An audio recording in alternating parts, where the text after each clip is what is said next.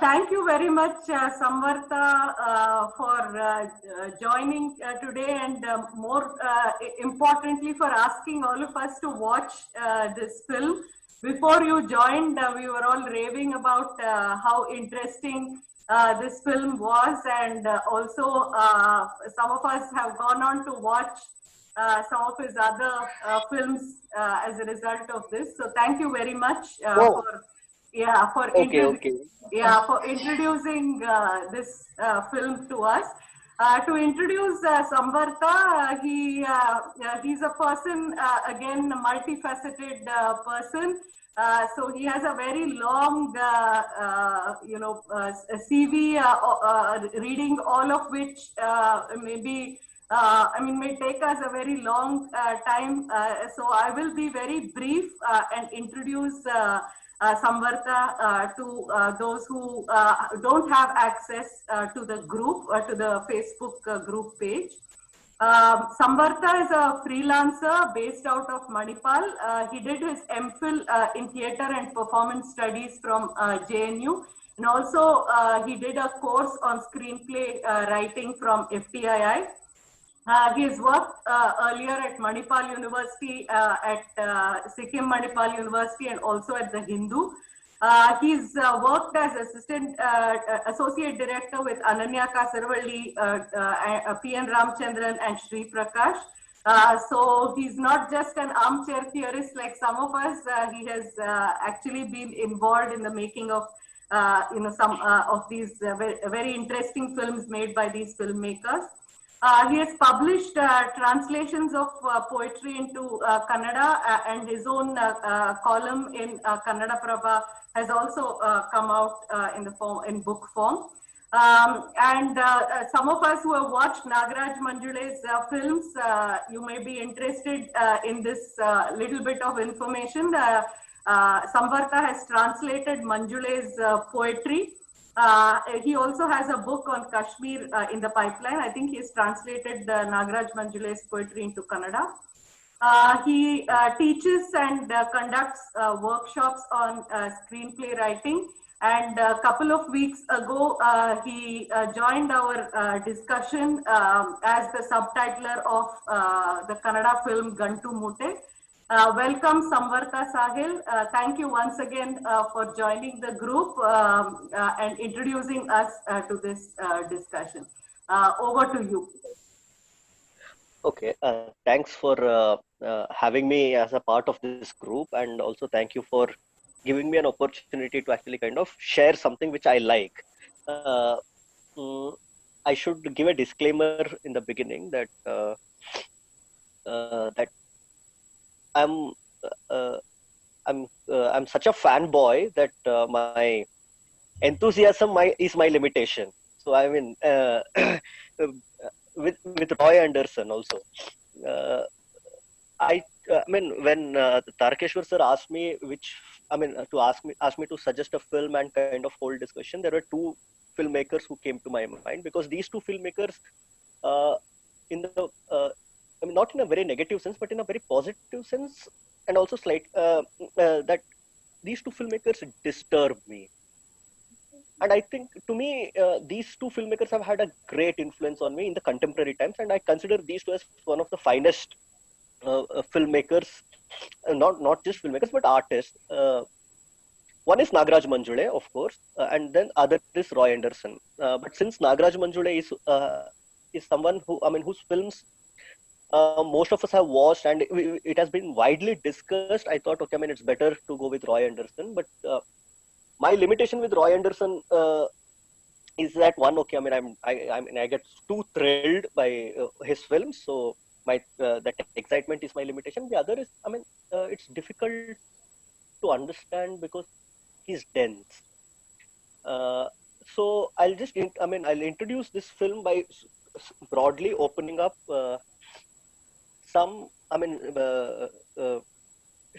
giving throwing some light on his style and his signature, basically. So, Roy Anderson began his career in 1970 with his first feature film, A Swedish Love Story. which was a great success in Sweden, and it was followed by his 1975 film Gilead, which flopped. After that, actually, I mean, for 25 years, uh, Roy Anderson kept making ad films, and these ad films are accessible. Just, I mean, I mean, I'm sure since I was told that okay, many of you have actually kind of gone and watched his other films. Uh, you might have also chanced upon his commercials, which are quite interesting. So then, actually, in 1991, actually, he makes this film called World of Glory. It's a short film, and with that, actually, I mean, I mean, this his aesthetics actually, as we know it now, gets almost formed, concretized. Before World of Glory, actually, I mean, it almost starts taking shape when he started making commercials for the Swedish Democratic Party. So that's where actually his signature style starts developing, and it gets concretized with his 1991 short film World of Glory. And then in 2000, he begins making his uh, Living trilogy. Uh, so I mean, till uh, World of Glory, uh, Roy Anderson is heavily influenced by Italian neorealism, and from there actually he takes a departure in terms of the style itself, but not in terms of the ethics of the Italian neorealism or neorealism, to keep it, I mean, to make it non-regional. Uh, and then actually he kind of, I mean, his style also, what defines his style is what he calls as the complex image. Uh, so, I mean, as you must have noticed, like whoever has, I mean, I'm sure all of you have watched You the Living, but whoever has could actually access his film Songs from the Second Floor, and a pigeon sat on the branch and uh, contemplated on life. Uh, these films, you might have noticed that, I mean, there is a distinct style to Roy Anderson's filmmaking, and he himself calls this style a complex image. According to him, the complex image is where actually there is, I mean, you have no close-ups, absolutely no close-ups, wide-angle shots, and I mean, the shots are, I mean, what you call as in the filmmaking technique, deep focus. So the entire frame, the entire depth of the frame, I mean, everything is in focus, and there is absolutely, I mean, almost no montage. Almost, I would say, because there are a couple of scenes in this particular, I mean, You the Living itself, where there are cuts in a particular scene, or else it's a single shot completely. And as most of you, I mean, it's not a difficult guess to make that. Okay, I mean, it's the ad filmmaking which actually kind of pushes him into, I mean, exploring this possibility of single shot episodes. Uh, so, I mean, complex image is one thing, and the other signature of his is the tableau aesthetic. Tableau aesthetic is, I mean, it's quite self-explanatory. But one thing that I mean, we need to understand is that tableau aesthetic is not something which Roy Anderson actually kind of is not the father of it as well. I mean, the earlier films, if you watch the earliest films made in the history of cinema, the most of the films were actually almost like a tableau aesthetic. And actually, even George Mille, the one who made Voyage to the Moon, he calls his films actually as a tableau in movement. So this tableau aesthetic is not something very new, but what actually uh, uh, Roy Anderson does is actually he kind of brings it back, and then it's also, I mean, it's not just the tableau aesthetic, but it's also his vision and his politics, which actually kind of comes in. So, I mean, if complex image is one of the key things, key issues, I mean, in significant thing, his defining nature of his style, tableau aesthetics another, and the other is the intermedia that nature of his films. At, I mean, uh, he he's a I mean, he wanted to be a painter in his life, and then and he I mean, so you can see the painterly quality in his each frame. So actually, he brings in the legacy of painting and also the uh, legacy of theater into cinema. So it's not just cinema. I mean, by bringing in all these elements and actually and exploiting them. I mean, in the very positive sense of it, exploiting the possibilities of these qualities in cinema. He's pushing the boundaries of what cinema can achieve. So this quality. I mean, he actually says that. Mm, when actually I'll briefly elaborate on this part of where actually I mean he almost creating a uh, I mean he's being influenced by paintings and his approach of non-montage with no cuts or no close-up. uh, in a painting, I mean, this is what he says that in painting, I mean you are not being fed as to what is important, what is unimportant. Like the effort has to be put by the audience to actually kind of wander through the frame and then actually kind of understand it. Uh, so he does that, and I mean, he's of the belief that okay, I mean, when you actually go for a close up, etc. I mean, the director is guiding, and montage also does that. Like you guide the gaze of the audience. He doesn't want to do that. He just wants to leave it. I mean, he just will present. I mean, and that it's not a very indifferent kind of presentation that he does, which of course is unknown to us. But in that framing that he achieves, I mean, he wants the audience to actually have that thing to. Mm, I mean, they have to choose and they have to put the effort of actually kind of unpacking. In that sense, actually, he invites us in engaging deeply with the film. The other uh, thing is actually mm, his narrative. His narrative is, I mean, what he himself calls as trivialism.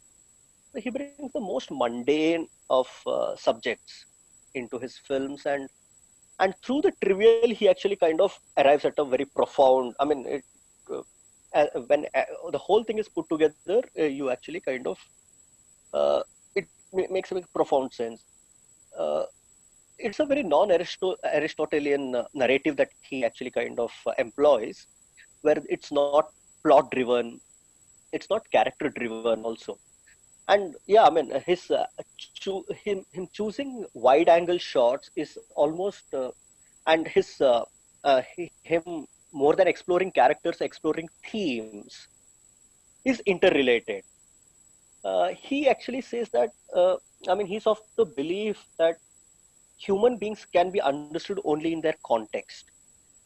So him choosing wide angle shots, I mean long shots instead of close up, and him believing in human beings being understood in their context, in their environment, is all interrelated. So I mean, it's the his philosophy, his vision, which is being translated in the technique of, I mean, the choice of his technique and his style.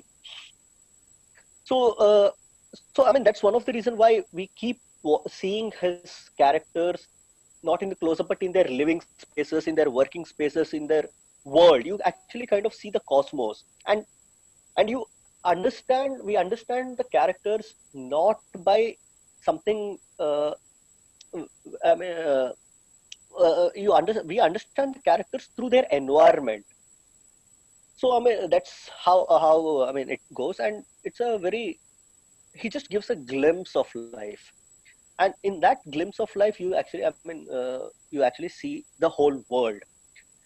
uh, mm, yeah, and uh, of course there is I mean this I mean, he paints all his characters in a manner which actually looks like I mean lifeless. I mean, it actually looks like a slightly a day old dead body. I mean, all pale and almost lifeless, beaten down completely. I mean, that's the kind of makeup that he. Uh, I mean, it's and all characters look the same. So in a sense, actually, his makeup and I mean his stylized acting that he employs does two things at the same time. I mean, as I look at it, one, it universalizes, like everyone uh, uh, almost appears the same, that all are human. I mean, uh, or, I mean, to use the line by Faiz Ahmad Faiz, it's like "Bada hai dard ka rishta." So everyone is being beaten. I mean, has been bulldozed by life in one sense, and it also kind of familiarization, if we can call that. So by defamiliarization, he actually makes an engagement possible. So that slight distancing of these characters from how I mean the world looks to us in our surrounding. Uh, he I mean, it actually is an invitation. Defamiliarization makes analysis and understanding and inquiry and analysis possible, and that's one of the things that he wishes to do. Because he's also inspired by, I mean, very modernist artists, including Brecht, uh, for whom art is actually kind of is a means of is a method of social critique. So yeah, and also, I mean, I have to mention that another part of his signature style is actually the kind of sets that he kind of builds, the entire atmosphere that he creates. They're almost timeless and spaceless. In that sense, I do not wish to say that it's suspended, but there is a kind of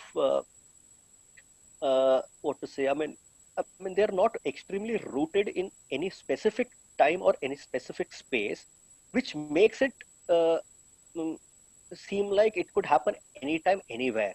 So, it actually broadens the canvas instead of actually kind of suspending it in air. And that actually kind of, I mean, I would like to remember this particular, the first shot of his short film, World of Glory.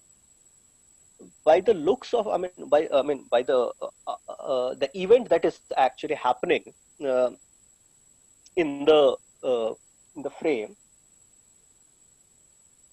is seemingly of the 1940s, where I mean, people are being put into a uh, gas chamber and being killed. But the dressing of all the people who have surrounded, and the architecture of the buildings that you can see in the distance are all extremely of contemporary. So in this sense, actually, he actually kind of breaks that idea of time and space and makes it like, I mean, it's a past continuous, present tense, everything at the same time. So with that, he actually kind of broadens his canvas. So I mean, these are the few things, I mean, which actually kind of define his style, uh, and what actually he achieves through this very distinct style of his, where actually with the complex imaging, the tableau aesthetics, the intermedia aesthetics that he employs, the trivialism, the non-Aristotelian narrative, and the stylized acting, the stylized makeup, and the stylized set. With all of this, what he's trying to achieve, in his own words, actually is he says that his movies are clearer than reality, and it is to clarify reality. And now that is a that's where actually his politics of filmmaking actually we kind of understand. Uh, so so by defamiliarization and universalization, I mean, what I wanted to say is that uh, he's able to make his films clearer than reality itself, and it also clarifies reality. And I really like the way he actually kind of expressed that. So these are his very I mean, defining uh, uh, style of, I mean, it's his signature style, which you all must have noticed. Uh, I mean, obviously, I mean, about all these aspects, we could take up in the discussion about his style, like what it does and how it actually kind of makes an impact and what it, uh, and all around it.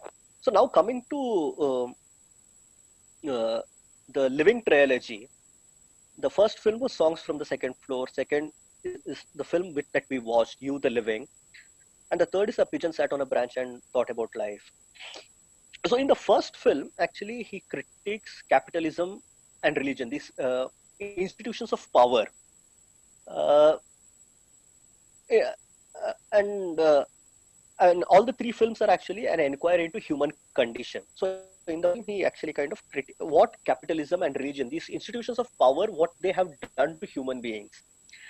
I'll just briefly recollect two scenes from the first film. One is of this traffic jam, and there's a traffic jam, and everyone is. I mean, it's almost like immobile. People are just stuck over there, and they're unable to move for a long time. And someone actually in that scene, a shot or scene. I mean, the shot is a scene with Roy Anderson. Says that it's like everyone is moving and nobody knows where. And that is a comment on modernity. I mean, the modern world that we have created. As much as Roy Anderson is a modernist, he's also, I mean, his critique is of the modern world, like what has happened to the current world, the neoliberal human beings and the neoliberal society, all these things. So that's, so the traffic jam, the you and the whole uh, machine mechanization, etc., all comes, and it actually kind of you being a part of this entire progress, but still you being stuck. So I mean, that's a very interesting scene that he creates, and it's a comment. And the other scene, which actually I want to, which really uh, was absurdly, I mean, it was funny, but tragic. I mean, tragic comic. I mean, that's how we can call most of his uh, these episodes that he creates. So in this particular episode, what happens is in the first film, there is a magician, and his assistant is also there on the stage, and they want an assistant for one particular the next act that they are conducting. So a man comes with a glass of wine in his wine or whiskey, I think whiskey. I mean, how does it matter? Yeah, some drink in his hand, and actually he comes on stage. The assistant takes it from him and makes him lay down on a plank of wood, and then they close that plank from all the other sides. So it's a box. So he's boxed, and then he's moved around I mean, to so that actually the audience can see that. I mean, the box is actually. I mean, he's there is nothing inside, and uh, so that they can see through the whole thing. And then actually they close the box from all sides. Only his head and his foot, to an extent, is outside the box. So then he's caged. Then the assistant takes a big saw and hands it over to the magician. The magician, who till then is very serious and is having a very dignified look, takes the saw and starts moving it on the box in the very center of it. As it dips, and as he keeps moving the saw, and it dips, and the man inside actually screams, "Ah!" And the audience laugh. I mean, of course, we also laugh. The magician looks at this man, smiles, and then continues to move the saw. And the man screams again. That's when and the audience laugh, but then they stop. Uh, and then you see, I mean, the magician also realizes that this is serious.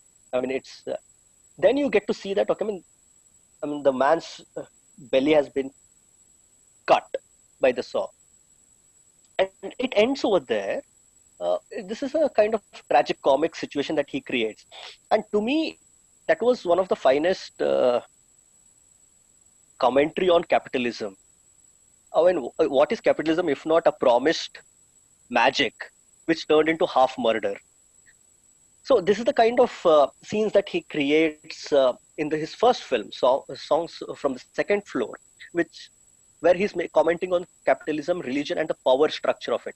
So in the second film, You the Living, what he actually does is he arrives at what the the modern world has done to human relationships and to the human inscape. So that is becomes his matter of inquiry. So he is largely dealing with the question of life and death, alienation, and the limits of language.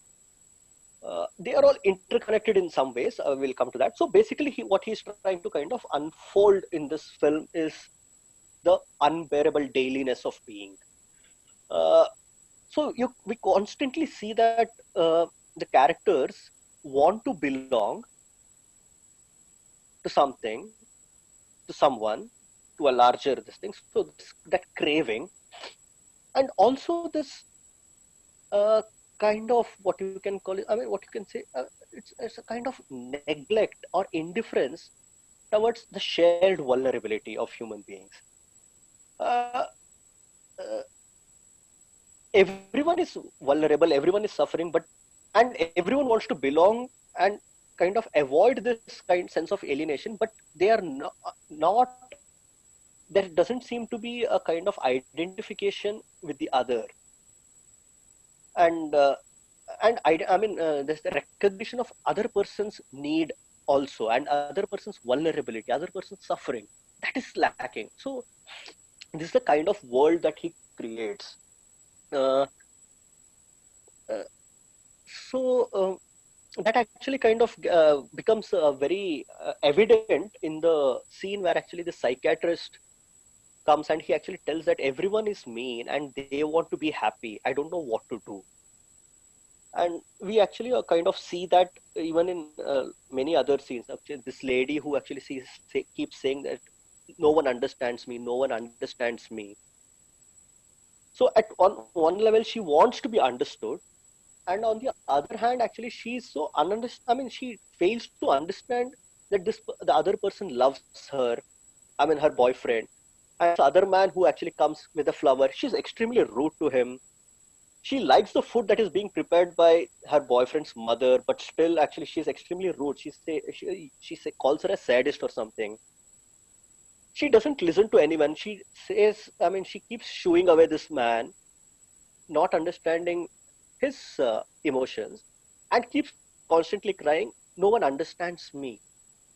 As much as it could be true, it's also true that actually she is indifferent to this other person. So this kind of alienation and wanting to belong and this neglect or indifference towards the shared vulnerability.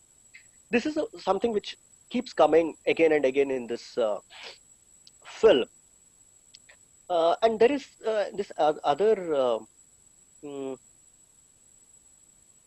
aspect, okay, about mm, the limits of language. Okay, one actually, yeah, of course, no one understands me and all of that.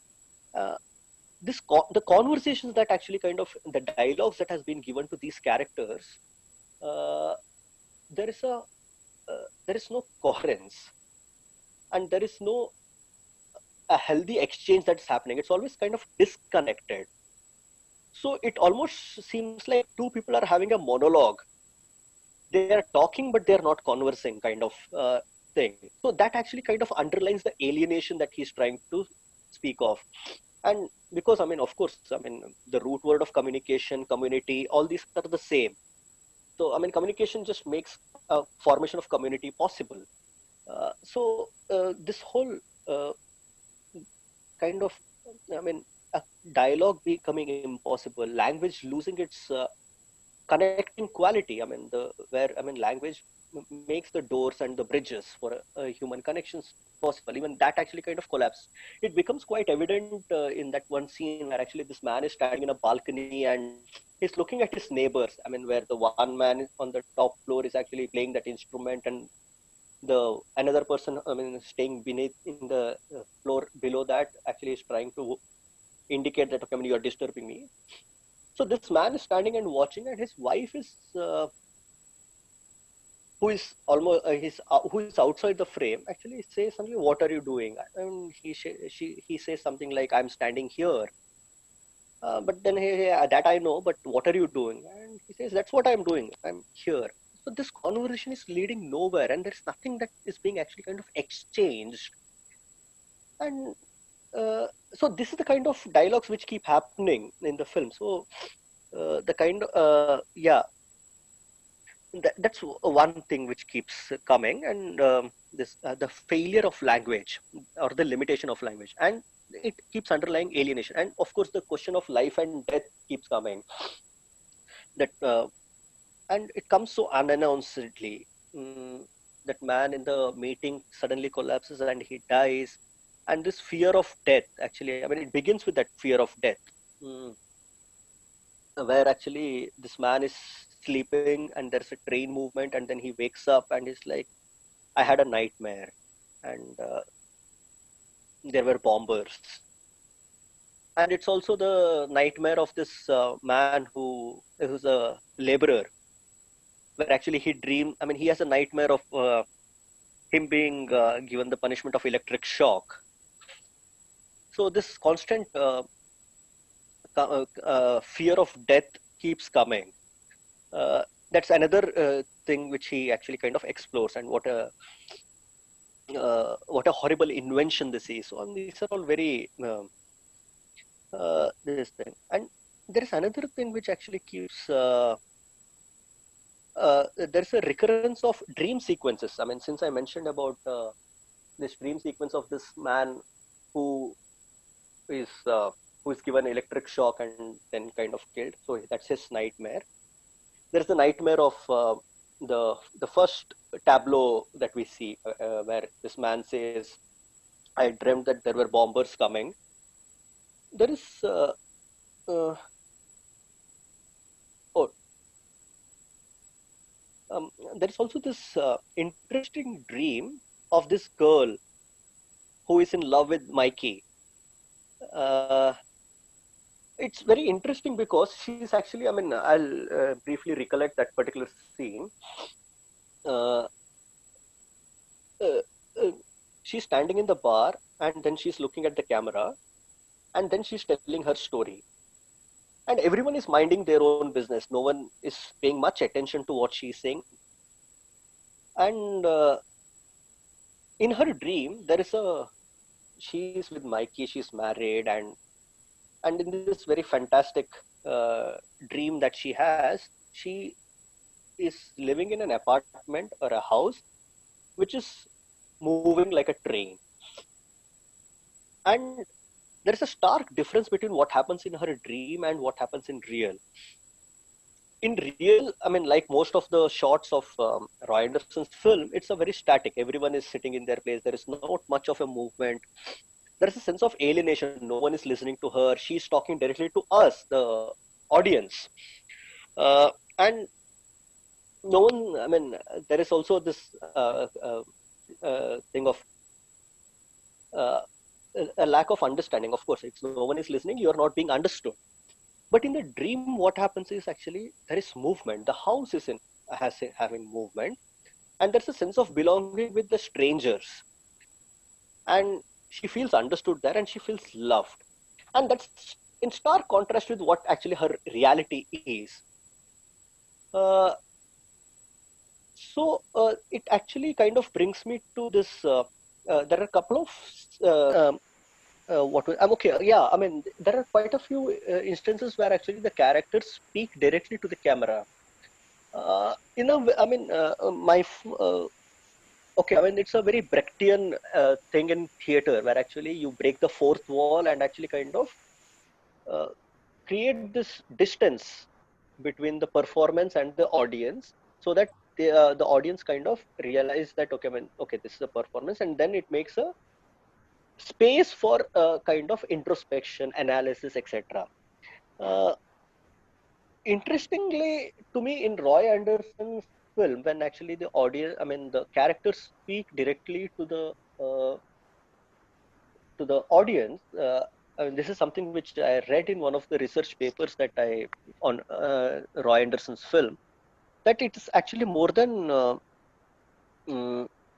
more than creating a distance. It's actually kind of an encouragement for identification, and it was quite interesting to read that, because actually mm, no one, when it's almost like, I mean, that girl is actually narrating her story to the audience or to the camera, precisely because no one around her is understanding her, no one around is listening to her.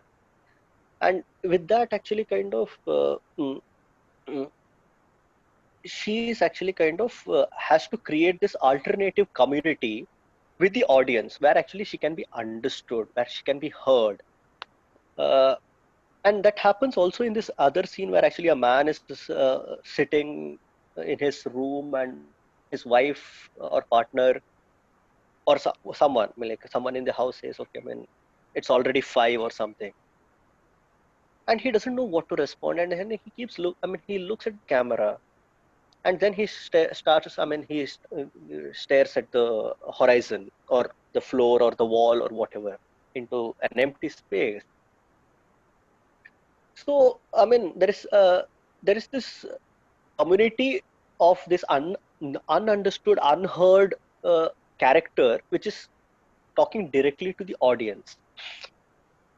So so probably it's a kind of it seems like, okay, I mean, the character is trying to form this invisible alternative community with the audience. It also kind of mm, makes us wonder. I mean, at least in my it was also an experience that I felt. That, so when the character is looking at the audience, I mean, like, I am also looking. I mean, am I also watching this film to feel that sense of alternate community with? I mean, feel. I mean, a kind of identification that happens. So, so yeah, I mean, of course, I mean, even I mean, a tragic comic is not to actually kind of trivialize things in Roy Anderson. It's almost to actually kind of uh, it it it it pricks us somewhere. I mean, it's not laughing at, it's laughing with, and kind of it's to uh, highlight the tragedy of the human condition, and is pushing us to inquire, to think about it. It's a commentary. So, so in a strange way, I mean, uh, it uh, it distances, it creates a kind of distance, or defamiliarizes us, and also invites us for an identification. Uh, I don't know, like there are too many. I mean, too many thoughts around this film, and nothing is structured in my head. It's almost like like, I mean, my thoughts are also like Roy Anderson film ka structure, which is very uh, uh, and scattered, and uh, non-coherent and non-linear. So yeah, I mean, I will just try to kind of highlight the major signature style of his in the first part. In the second part, I'll just try to bring out what are the major themes that he brings out in this particular film. I mean, that want to belong, and neglect for a shared vulnerability, the dream sequences that keeps coming, how that actually kind of is in contrast with the real, and I mean, this whole sense of alienation and the failure of language which keeps coming in this film, and the tragic comic nature of it, and this I mean, the kind of alternate community these characters seem to be wanting to build with the audience, because within the world of the film there is, I mean, there is no belongingness, and there is no solidarity, there is no understanding, and that's what they keep complaining. It's almost like uh, there is heavy rain, and this man comes, and there's no space, and he just moves, and no, and everyone is unmoved. and and that's one something which actually I think bothers Roy Anderson quite a lot. The indifference. Uh, so I mean, in the film that which I remembered, the World of Glory, the short film of Roy Anderson, he employs the same techniques. The first sequence where actually these people are being put into the gas chamber and are being killed. There's I mean, it's surrounded by a lot of people who are just indifferently standing and watching them.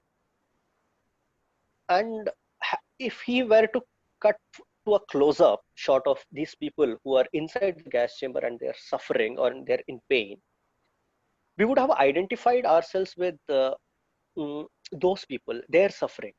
But instead, what Roy Anderson does is he actually has this wide-angle shot, static camera, uh, and this man, the protagonist of this film, actually turns towards the audience and addresses them directly.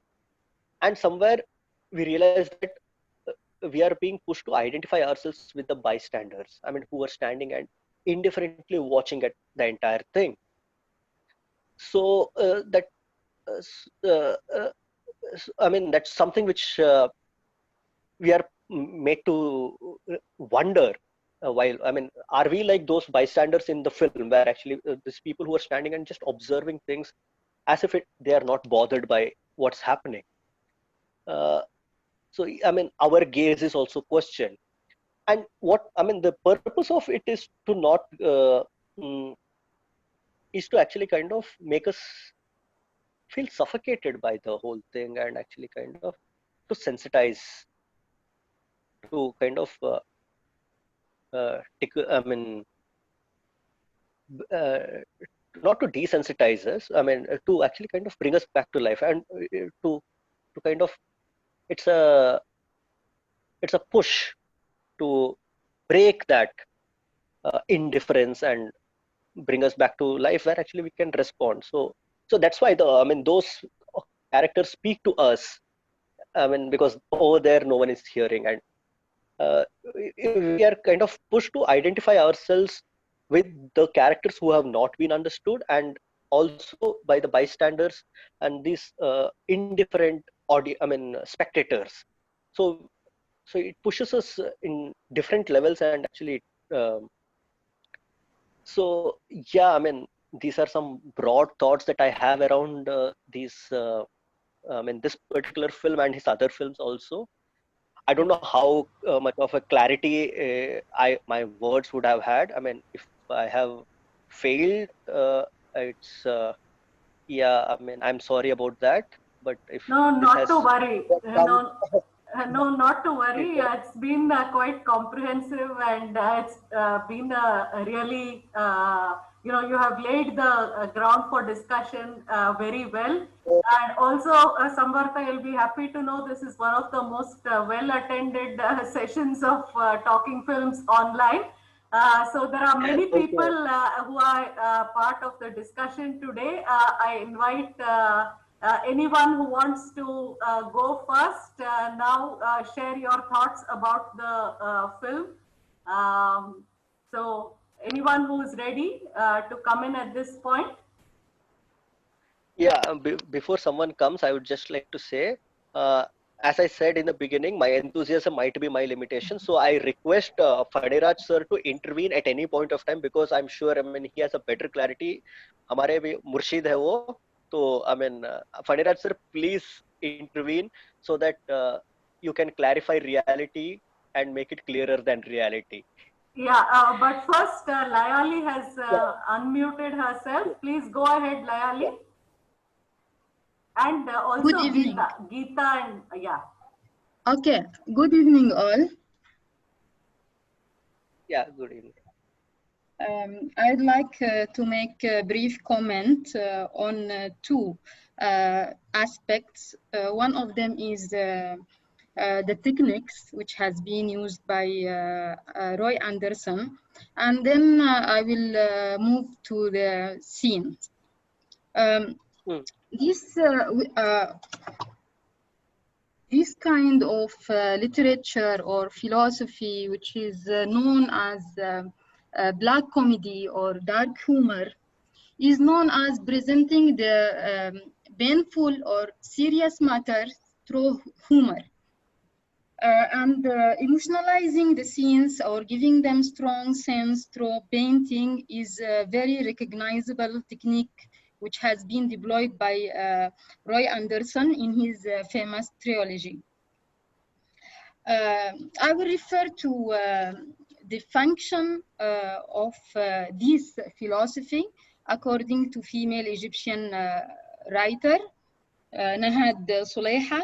She is, according to this writer Nahad, the function of black humor is between two extremes, either to agitate the audience and make them laugh in order to get them free of thinking, and on the other hand, it's an invitation of thinking. So the function of this philosophy of black humor is between two extremes. One of them is negative and the other one is positive. And I want also to make comment on this on some techniques which have been used in the narration. One of them is Brechtian technique. Brechtian technique is German playwright. His ideas are influential in this kind of literature. So we can see that Roy Anderson is adopting Brechtian technique, which is using songs and music to provoke more objective viewing. And another recognizable technique is Bakhtinian technique. Actually, Mikhail Bakhtin made a distinction between two types of literature. The serious literature, which include epic genre and tragic genre, history, and the other kind of literature, which is funny literature, which is include black humor. So Mikhail Bakhtin was adopting carnival rituals. Carnival rituals, it is reflected in this work in the unique way of expressing the self, using slangs, those gestures which are usually seen in public festivals. So this technique is called Bakhtinian technique, which is the carnival carnival rituals, which we can see it, or which can be reflected through the slangs and the unique way of expressing the self. And one of the scenes which I'd like to make my comment on is the barber shop scene. I think this scene is reflected and epitomizing not only this job only, also it reflected to other jobs like waiters, for example. Waiters are facing such clash with people. They are simply trying to make the atmosphere or climate kindly, but they receive different reactions from people. And I want also to make comment on the barber shop when he said I used to have a problem with my wife, so that's why I'm doing this. So we can recognize that most of our real life clashes is not our problems with those people, but because we had experience with some people and those people has some experience with different people, so we clash without private. I don't have any private problem with you. Also, on the same time, you don't have any private problem with me. I just had bad experience in this morning. That fellow also has bad experience in this morning, so we get clash. And this is reminding me of one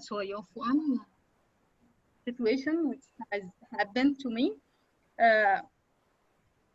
one time I had a discussion with the journalist, and he is a chairperson.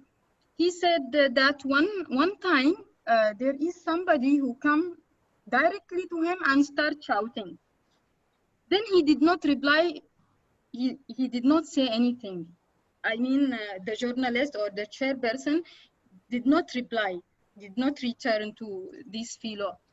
And then when the staff criticizing him, why you keep silent while he is insulting you, he said, his problem is not with me. This is optimizing the real reading or interpretation of some of our clashes in the real life. And I have also one point. When I saw these sketches, I am not feeling that I want to laugh. Though the function of such comedy is to make laugh and to maintain also the tragic aspect. But I did not feel that I want to laugh. Also, I have comment on the language or slang language. I did not realize much more of slang words. But if I am not mistaken, I can say that the tone of some characters was borrowed, was not real, tone. It's not their real tone. This is all, and thank you. Thank you Yeah, all. yeah. Thanks, Layali. Geeta, do you want to come in? Yeah. Oh, unless Samvartha would like to respond to Layali, or shall I go ahead? You Yeah, can go please. ahead. I think, yeah. I Oh, think she okay. was reading, I mean, giving her reading of the film. Yeah, Oh, go ahead. Yeah. yeah. I'd like to begin with thanking Samvartha for introducing me to Roy Anderson. I was not familiar of him before this, and I really enjoyed the film. I enjoyed it so much that I looked out for some of his other films and found a Swedish love story online and watched it. I also watched his commercials, and I plan to watch everything by him. So the first thing, of course, that strikes you about the film is, it is, to put it very simply, it is sadly funny and funnily sad. And I think you have already spoken about that when you characterized it as a tragi comedy, most of his work. And another thing is the color palette in the film. It is, the entire film is just shot in sets of white and gray, and that is something very striking, cinematically. And of course, I think it goes very well with the bleakness of his characters and his themes as well. And again, I think you've already told us about the Brechtian technique that he uses. There is the direct address of the psychiatrist to the audience. And I would like to ask Samvartha if there are other instances of filmmakers who use this technique of direct address to the audience. Because in theater, yes, I am familiar with plays that do this, but not really familiar with films that have done this. And uh, yeah, and one thing that struck me was, when we read these reports of these measurement tests, tests that claim to measure everything from intelligence to emotion to happiness, Sweden, along with other Scandinavian countries, is always thought of to be very high up on the happiness index. And this film as in other films of Anderson as well, or at least the other film which I saw, a Swedish love story, if you, I mean, that stands as a contrast to our common perception of Sweden as a very, happy country, or right now it is placed seventh in the happiest countries, in the list of happiest countries in the world. And somehow in the film, that does not come through at all. In You the Living, I don't think there is a single character who can be seen as a happy person. So that was something that struck me as well. So this is it. Some of the other points that I have put down in my notebook have been extensively discussed by Samvartha in the introduction itself, so I don't want to repeat. Thank you. Yeah, thanks, Geeta. Samvartha, do you want to come in? Do you have something to say to what Geeta was saying? Yeah. I mean, the breaking of the fourth wall is it has been done in cinema. I mean, even filmmakers like Godard, Bergman, they have actually kind of broken the fourth wall, where actually the audience actually, I mean, the character looks into the camera and speaks. Even some of the Iranian filmmakers have done that. So, I mean, that is done. But uh, I mean, but as I mentioned in the introduction, actually, but I mean, that breaking of fourth wall is, I mean, it's a very Brechtian sense of actually kind of creating an alienation with the medium. I mean, and creating that space for introspection and inquiry among the audience. Uh, uh, but I mean, in Roy Anderson film, it's almost like uh, it's reaching out.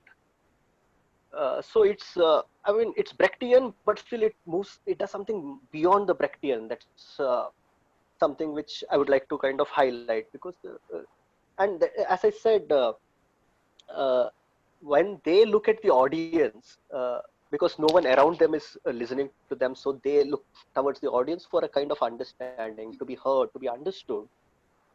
It pushes us also, like somewhere we also identify with these characters, and uh, we also like, am I watching this for the very same reason?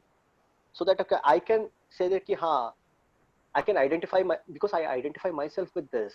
So it actually kind of does something more than the Brechtian, is what I feel. Uh, so yeah, that's all. So yeah, I mean, let's move ahead with the discussion. Yeah, anyone else who wants to come in at this point? Okay, so while you gather your thoughts, let me quickly share my own experience with the film. Of course, as we have been discussing so far, it is about the pathetic, unhappy, but also quite comical. I mean, it's comical for us who are watching. It may not be necessarily for the characters. For instance, as Layali mentioned, the barber shop scene, I remember guffawing quite loudly while watching the film with what is done in that scene. And also the hilarious love making scene of I mean love making within quotes of the musician. So it seems extremely comical for us, probably who are watching it, and also quite absurd. One interesting thing for me is this freedom, and Samvartha is also a screenplay writer, so he'll probably have something to say about this.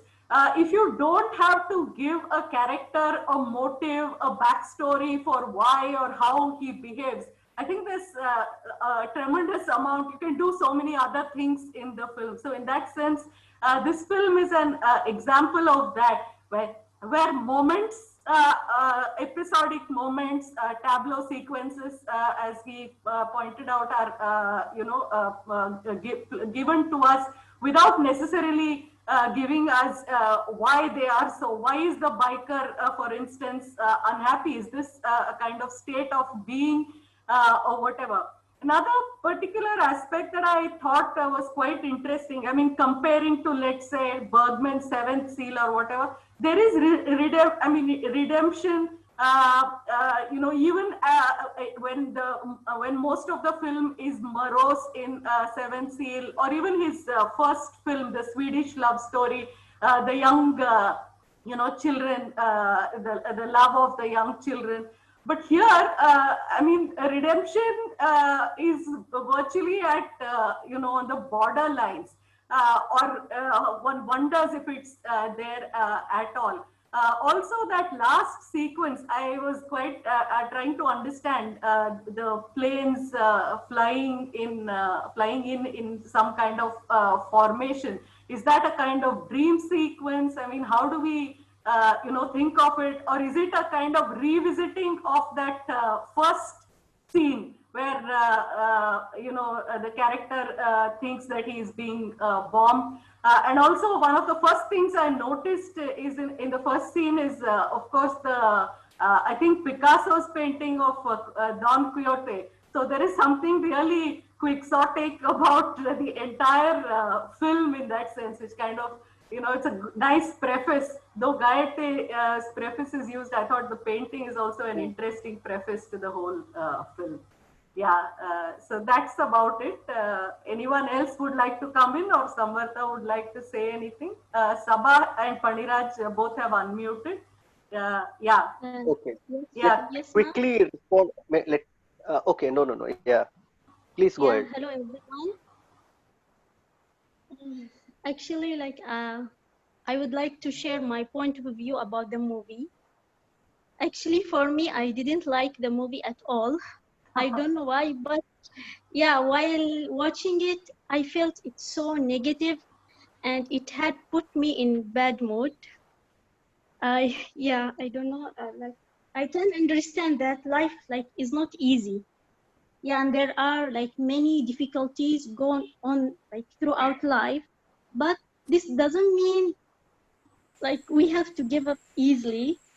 So yeah, as we know, there is no gain without pain. So I think this movie, it just presents the negative side of life and shows life of the frustrated and disappointed people. So I felt like the main focus of this movie is presenting problems without showing the solution or how to deal with these problems. And yeah, while watching it, I felt like there is no life in life. They are not enjoying their life. It's lifeless. And yeah, at the beginning, I couldn't finish it. Then I forced myself to watch it till the end. Yeah, and as we know that I think the person himself or herself is responsible for making life either good or bad. So yeah, we have to be strong enough to face our problems. I felt like it will be good if he mentioned also positive sides of life instead of just presenting problems without showing how to solve this. He does not presenting the solution of the problems. That's what I felt while watching the movie. Thank you. Yeah. Sabha, thank you. Paniraj sir, then I think Sanjay Kumar has raised his hand. So first Paniraj sir and then Sanjay Kumar. No, Sanjay Kumar, let him because I have a long story, but I may not complete. But let others talk. Sanjay Kumar talk. But Nikhila, what I want to point out, last scene is a bombers. They are bombers, not planes. Yeah. It's bracketing the film. It's bracketing the film. Yeah, right. First a dream, and that's coming to your reality as a bomber on the city in which people are always looking there at the sky. Yeah. They're expecting something. They almost it's a quixotian. Okay, let me come to that later. Yeah, it's a bombers. Yeah. Okay. Yeah. Thank you, sir. Yeah. Go ahead, Sanjay Kumar. Yeah. Yeah. Thank you. Thank you for allowing me to speak. Well, there are again so many things I have noted down, but I don't know how many of them I can talk about. First of all, as Nikla rightly pointed out, that there is this epigraph, a quote from Roman elegies written in 1790 by Goethe, from which these few lines are taken, like, "Be pleased then, you the living, in your delightfully warmed bed, before Lethe's ice cold wave will lick your escaping food."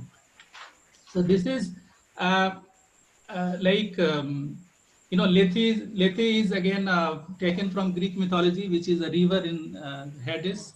When after the death, people go there and they have to drink the water from this river so that they can forget their earthly life. So this is a quote which has been used in the beginning of the film as epigraph, which can be used for interpreting the film. And the first scene, as again Nicola, you pointed out, the painting of Picasso, the lithograph. Um, uh, I think somewhere in 1955, around that time, this painting was done by Picasso in order to commemorate. I think 350 years of the writing of Don Quixote by Cervantes. That was in, I think, 1605 when Cervantes wrote Don Quixote. So in this painting, we have these two characters, Don Quixote on the horse and Sancho Panza on the donkey. So these are eternal friends. They move together, we know. And Don Quixote is known as an eternal dreamer. And he takes windmill as his enemy, as demon. And there are so many episodes, and many of them are funny. And in fact, this is the, I'll say, Don Quixote, this novel is the only one, while reading, I laughed loudly when I was alone. There was nobody around and I was not reading it to anybody. And I was reading alone this novel and I was laughing aloud. That's the only novel which I have read like that. So I felt that, these paintings, there are a lot of other paintings also about which I don't know.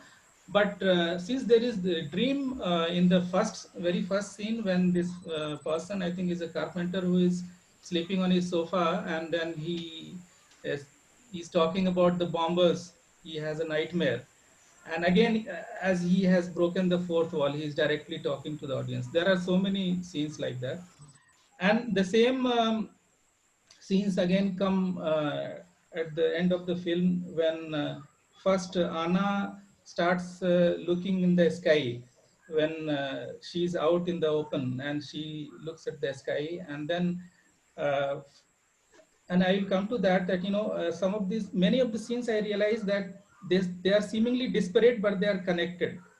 So what happens then, Anna, and the next scene, there is another Anna in the kitchen. The one man is cooking something, and then there are two or three people sitting there, their friends. And this is, her name is also Anna, because she comes, and she is not the same person as Anna, because Anna is a young girl, and here this is a different woman. So they yeah, so again, and then the cycle, the child is cycling again, they look at the sky. So all of them are looking at the sky, and they are bombers. The name of this kind of plane is there, which is used in the war. So that again connects the first scene with the last sequence, where everyone is looking in the sky. And the and the second thing what I wanted to say is that, rather than calling it tragicomedy, I will not call it tragicomedy. I will prefer the term absurd, for the reason that in 17th century French theater, which was quite rigid, when the people like Molière were writing comedies and Racine was writing tragedies, whereas Corneille was writing tragicomedy. So this term was used, tragicomedy. But what happens that, there is tragedy because there is somebody who dies in the novel. There is suffering. There is somebody who is dying in the play. But there is comedy. People laugh also. So, on the one hand there is tragedy, and one hand there is comedy. But what happens in the absurd, when we come to 20th century, in the plays of Ionesco, the plays like the bald soprano, and so many other plays of UNESCO, like the Rhinoceros, for example, Rhinoceros, as you say, and uh, uh, even Harold Pinter also, the lack of communication, which has been pointed out by Samvartha very well, that also brings the element of absurd. And Samuel Beckett, for example, even that the scene with the dog also, that reminds me of Onatondo Godo, Waiting for the Godo. And there are so many things which are more the characteristics of the absurd, where people laugh at certain things which are sad actually, and at certain point you feel sad also as a spectator, but and then you again distance yourself, because you are not in the you are not the part of this, and again you can look at that critically also. That happens very well in Rhinoceros, the play of UNESCO. So it is more of absurd, it is more of existential crisis, which these characters are facing. And moreover, the title, this You the Living, has been translated interestingly in French as We the Living. I mean, if I translate that into French and again translate back into English, it is not You the Living, it is We the Living. Okay, Nous le vivons. So that means who are we? We are the spectators. Okay, you the living, that is the spectators, and that's why when the all the characters are breaking the fourth wall. So what happens that in the film is talking about ourselves, the spectators, you the living, okay, rather than the characters who are inside there. And some of these things which are beautifully done in the film, for example, the dream, this character who pulls the tablecloth and all the china pot of 200-year-old is broken, and he has been that they're given a death sentence of electrocution. So he goes to, and then the people bring him to this chair, electric chair, and on the other side we find people who are watching. So we are watching the spectators who are looking at this scene.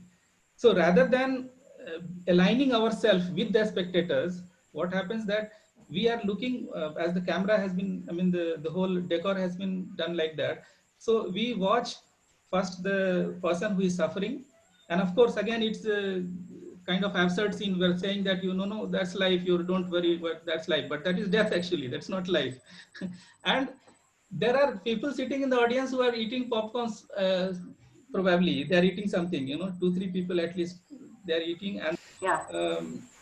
So what I felt there, that the scene itself is absurd, because somebody who has broken, okay, it may be it's an antique piece, 200-year-old, whatever, but and of course it's a kind of dream, it's not reality. Even then it looks absurd, because this person is given death sentence in a court where judges are drinking beer, I think. They're drinking beer. They're not so serious in the sense that, so that is what, something kind of course, characteristic of the absurd, or what we call the burlesque in literature. Burlesque is, when a serious subject is given a light treatment, or a light subject is given a very elevated treatment. So that element of burlesque is there in the film. Yeah. Thank you. Thank Yeah, you anyway, very thank you. Thank you very much, Sanjay Kumar. Samvartha, do you want to come in? There are two people who have raised their hand. Divya, our friends Divya and Anirudh. First Samvartha, and then we'll go to Divya and Anirudh. Yeah, I mean, thank you, sir, for the Sanjay sir for the elaborate comment. Yeah, one thing actually, I mean, yeah, Roy Anderson You is can call me major. Sanjay, but please don't call me sir. Okay. Okay, okay. Anyway. I'll try. So yeah, I mean, Roy Anderson is influenced also by the theater of the absurd. So what you're saying is true. I mean, it can be called absurd, but for my own convenience, I use the word tragicomic. And the other thing, what I wanted, I mean, I'm sure all of you noticed that. Okay, there is a one tableau of these people coming out of the uh, metro Yeah, and then yeah. running on the other side. Actually, the board that's on the metro is Lete, the river, the name of the river. So I mean, that's one thing which I wanted to draw the attention to. It almost I mean, it felt like people have forgotten themselves, forgotten the people around them, forgotten everything, and it's almost like a what to say. I mean, how much the idea of time and it seems like actually the people are running towards to the office, and the metro has to move on its own pace, so it will leave in a while, so some people have to stand. How we all of us have become a kind of what to say, a puppet in the hands of time, and the time is almost regulated by something, a system which is actually kind of controlling the idea of time.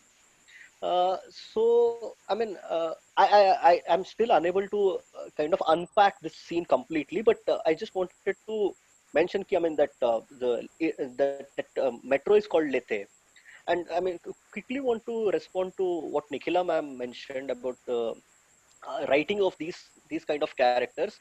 Um, uh, uh, this has been something which I've been trying to engage in the last few months, like for over a year and a half, ever since I discovered Roy Anderson. I was just fascinated by a lot of things, and in the last few months, I have been trying to kind of understand how to write these kind of films.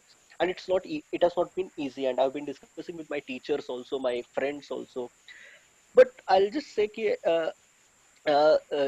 just before the lockdown, I was conducting a screenwriting workshop in Kashmir, and there actually, I mean, I mean, constantly kept feeling that okay, I mean, Kashmir demands a narrative style which is the Roy Anderson kind. So yeah, I mean, that's all. Yeah. Okay. Yeah, Samvartha, before I forget, right, and even also to Sanjay, you are referring to tragicomedy. It much more relevant word is which comes from 1974 novel by Arab novelist Emily Habibi, Pessimist. Okay, pessoptimism. So Roy Anderson is an artist of pessoptimism. That I will deal it later if the time is there. He's an artist of pessoptimism, right? And the pessoptimism is not a simple thing. I was discussing about Ravish Kumar's speech at some point and the other day over the phone. The pessoptimism is a very bright thing, which Roy Anderson crystallizes into a philosophy of visual arts. I need time to talk on that, but okay, some others are there. I'll see that I'll do that. Sir, not to worry. I have extended our session, so we can go on even up to 11:40 to this time. So we'll No, no, come back to you. no, because like Yeah, Samvartha, I'll take another 1 hour to talk on Anderson because we are crazy about him. Okay. I understand, but so I don't want to take others' time. I mean, others who have been watching it, because Okay. Roy Anderson is a less discussed filmmaker, which, Okay. to our surprise, in this world, in 21st century neo-capitalist world, he is the only one who is defined what is correctly post-Fellini. He is the only one who's defined what is fascism correctly. Mm. So there is lot of thing to talk about Roy Anderson's films, frame by frame, technique by technique, and he is genre bending. I mean, he uses expressionism, he uses minimalism, he uses surrealism, and he uses what you call absurd. Absurd is already a dead word. Now is a pesoptimist word of pesoptimism, Yeah, and yeah. he brings post revolutionary world. He brings respectability to the philosophy of nihilism. So he does many things, and he in visual anthropology, I suppose you all know, there is a frozen history in paintings and enlivening the frozen history of the paintings. So there are Yeah. so many things to discuss. One clue I can give is, and I myself is lost because from his Word of Glory to his 2019 film About Endlessness. Okay, I am not bothered about the names now. There is a series of what he calls as tableau, what he calls as a tableau that was first raised by Walter Benjamin as tableau of images while talking about Brecht's poetry and Brecht's drama. Tableau of images. So the tableau of images, Walter Benjaminian philosophy of tableau of images, that taking part by part, what you see concretely, and then connecting them to. So we say there is no editing. There is something called as high intellectual mesoptimistic montage. So there is a lot to talk about that. So I am lost from his what is Word of Glory to his About Endlessness 2019 film. People say that the 2014 Bird Sat on a Tree reflecting on existence is a trilogy. No, there is a quatrack. About Endlessness is a quatrack. So I'm mixed with these images. I sometimes, while discussing with Samvartha, I'll say that I'll this from that. He argues that no, it is from something from no, yeah, it is from this film. So there is a flow. There is a continuous flow of images. That is the greatness of Anderson. So I have a lot to talk about him. But let me, since this opportunity is there and I may miss it, I will tell you one thing. Each of his frames starts with a frozenness, freeze. It's a painting, right? It's a freeze. And most of his shots are shot in, though it looks like outdoors, it is shot in studio. He recreates the whole atmosphere because he wants to create it like a frozen painting. From a frozen painting, an animation comes out. Who is the character he wants to animate is the choice. That is a very interesting thing. Samvartha told about that girl talking on Mickey in the bar, saying that I had a dream yesterday. It starts from a frozen frame of a bar, and she only talks because all the people who talk from the frozen frame are the deeply anguished, are the one who ultimately connects others' anguish in that frame. So that is a very critical frame where she talks about her dream, which is very romantic, and as it ends, another guy sitting on the table says, I had a dream yesterday. Like almost she ends that, she freezes, and that character comes. And most of his films, from his Word of Glory to About Endlessness, there are frozen frames. The frozen frame starts talking, and one character comes out at start talking at a time. That means, and there is why I'm not remembering that a historical frame of Napoleon invasion painting. It comes out of painting into reality. It enters a bar where women are drinking. Then the soldiers come and all the women are out. It's a sacrilege. And then the whole sequence runs like a surrealist sequence where the 18th century soldiers talking to the present one, right? And all of a sudden that king wants to pee. I mean, he brings in such matters that frozen frames enlivening. Through that, he defines some kind of fascism that I want to talk at the end. If there is a time, I want to talk on that. Yeah. Yeah, sure. Thank you, sir. Divya, our young friend, and then Anirudh. I can also see Grishma has raised her hand. We'll come to you soon. Divya first. Hi. I just briefly wanted to draw a few parallels between from things that Samartha sir mentioned. The first where he spoke about the limitations of language and the failure of language, I think is very similar to this one line from the movie Eternal Sunshine of the Spotless Mind, where he says, talking isn't necessarily communicating, where the characters just look as if they're speaking but not really listening to each other or understanding what they're saying. Similarly, the entire satire of the execution scene and the satire on the judiciary was very similar to Stanley Kubrick's Doctor Strangelove, where that entire movie just it's it's a very serious situation, sort of dumbed down. So the vibe of that sequence was very similar.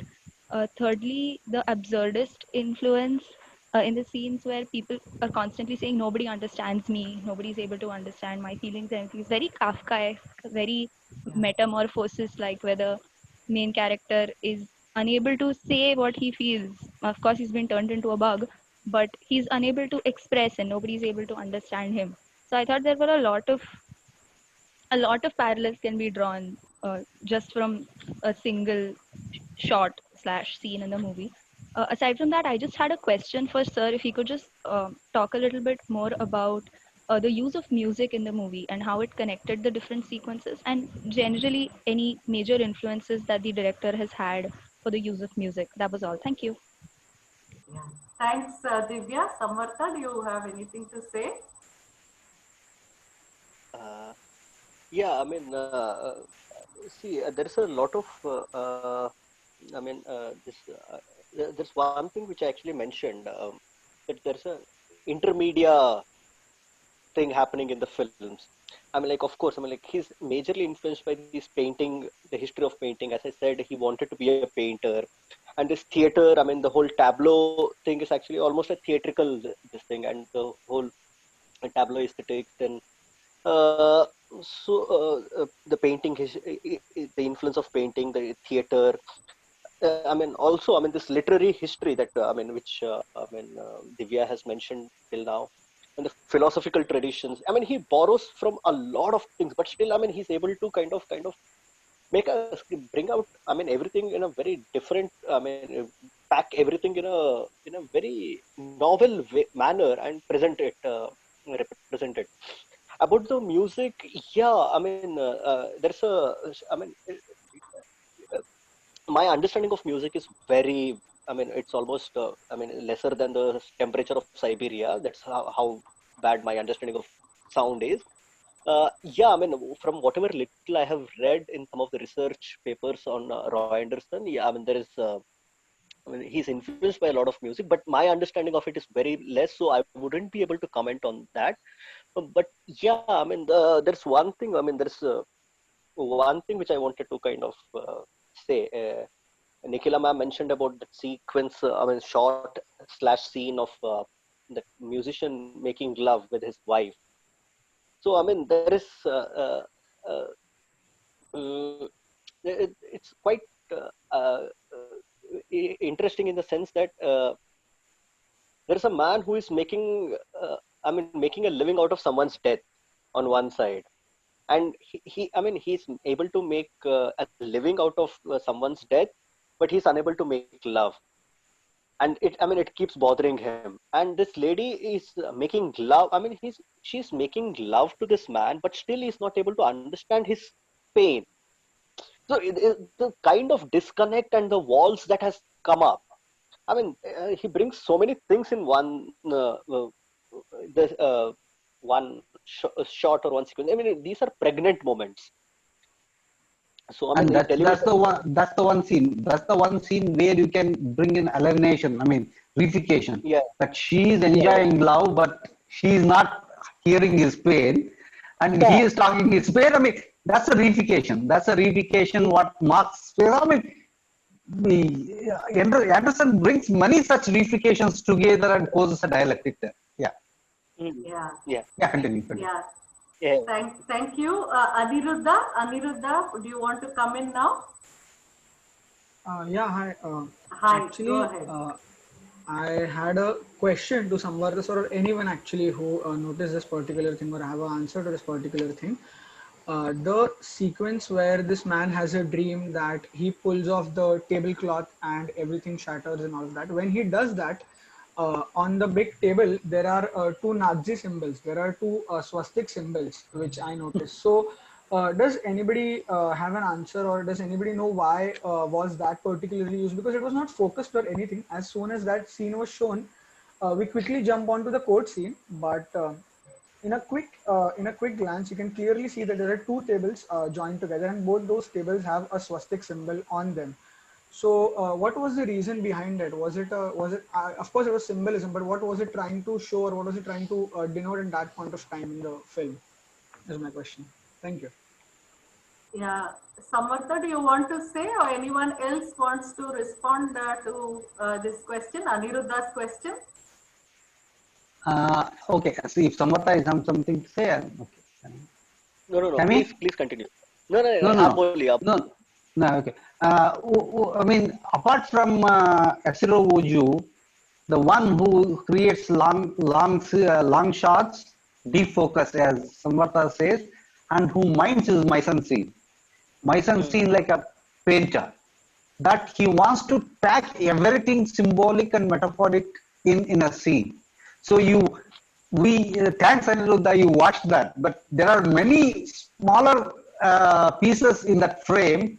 You can watch in any frame and you can catch it there. Okay, so the kind of mise en scene what he creates within that frame, that is why this is a still frozen painting like frame where many things are packed which audience needs to look at, but he also makes you understand that it's a visual images.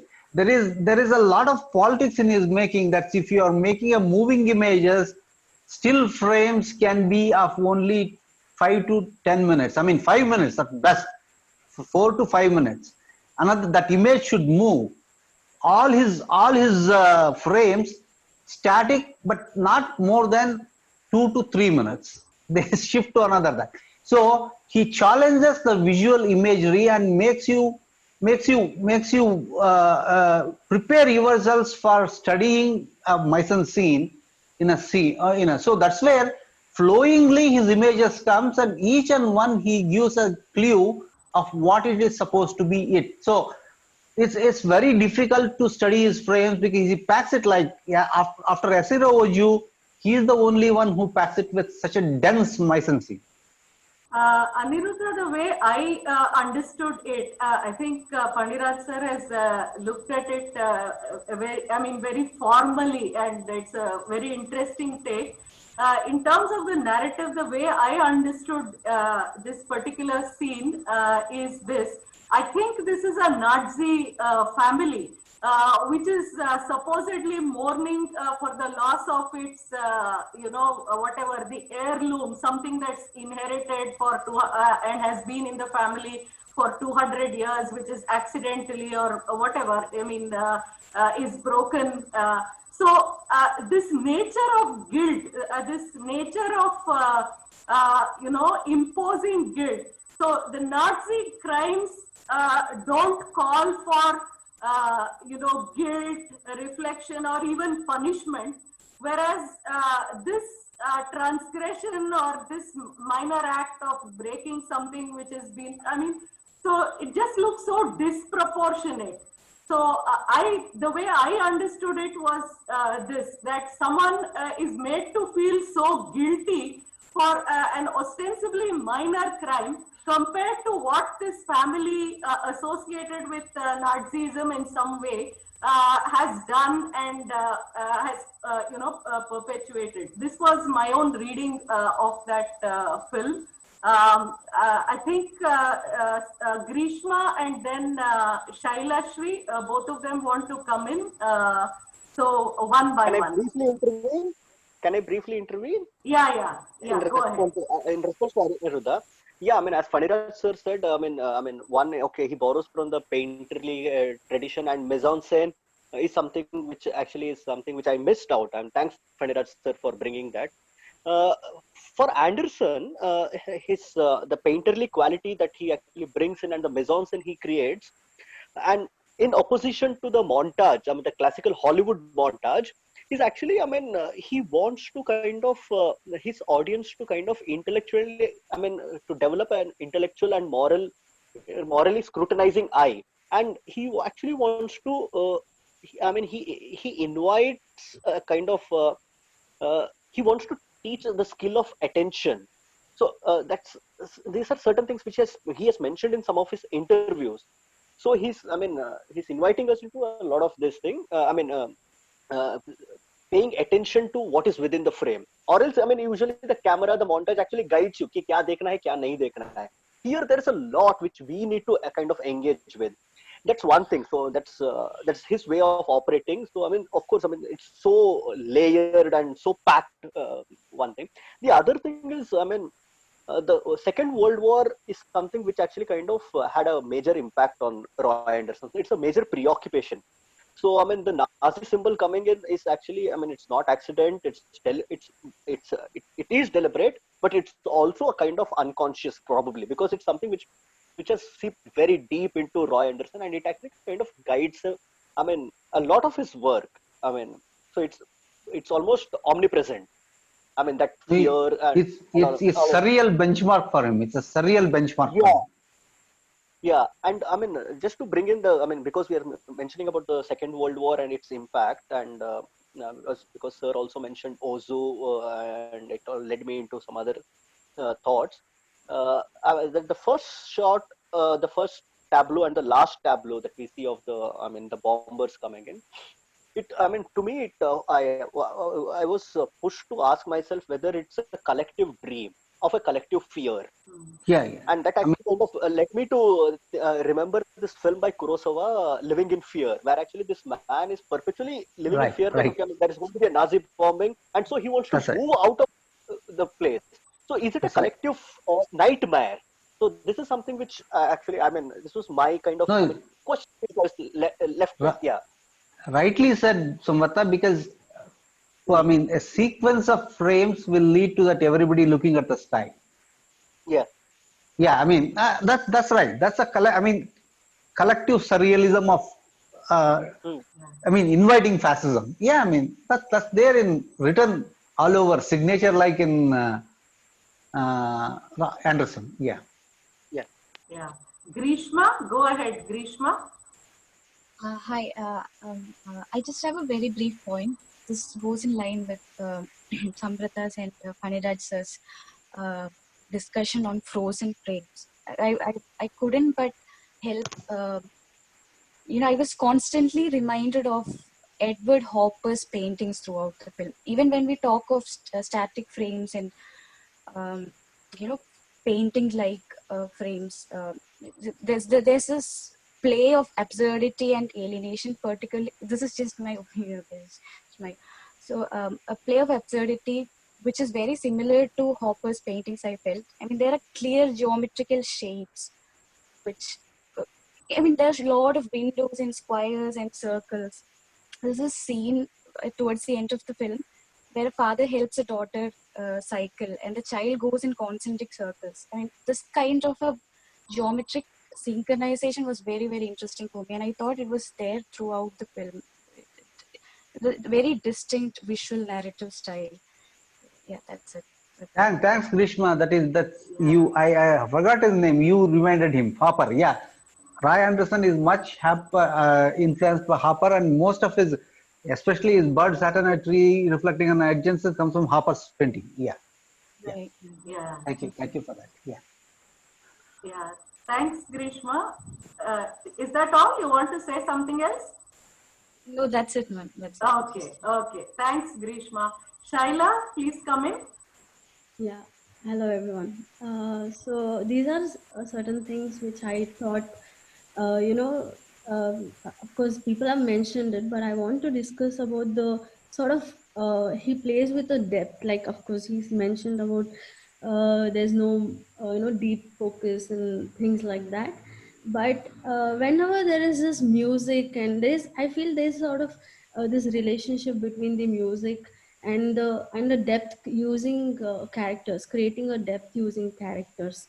And also I want to throw a light between about the things about the rain, why when every character looks towards the rain and they just still like of course we're discussing about freeze, but then there is nowhere in any of the tableaus we see a character being still or any of that sort. But when they're looking at a certain space, like outer space, and like outside a window, they're looking of course through us at us or at the camera, and they're looking at the same effect it comes when they're looking at or hearing the rain effect, thunder effect, and all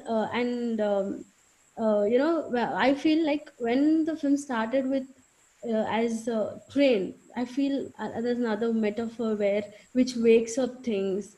And the train, we never see a train moving exactly. Even the subway, even the metro which we see, we never see it move in any of the tableaus. But then in the dream sequence, I see the train moving. I see there is a sort of movement in dreams a lot more, and also realistically it projects what the director is trying to say rather than in the in those tabloids. Also I wanted to bring about what you guys think about this line which comes in every tableau. It says tomorrow is another day, last drink, get a last drink, tomorrow is another day. So Yeah. what exactly is it telling? And I never see a night at all in the whole film. If we see, there's no night. It's just days. And also lot, like we know it's indoors, but even if it's outdoor, it's too misty. And even if it's raining, it's too misty. Like these three characters are playing instruments, and there's this white curtain, and all this misty sort of a image is been built, rather than something very crystal and a very crisp sort of a image. And everything is like flat. When we're talking about theater tries to put spotlights, try to put a sort of focal point at certain part of a frame, at a certain character or something. But then when we see, only when music comes in, we see a depth in with respect to a frame, with respect to a character, with respect to the like the mise-en-scène, everything. I find he purposefully brings depth only uh, in certain tableaus, in certain situations. And yeah, like I was telling, what do you guys think about the rain and about tomorrow? If anyone has to say anything. And last point is, whenever we see that we're talking about dream, the character is looking directly at us. He's talking, is addressing.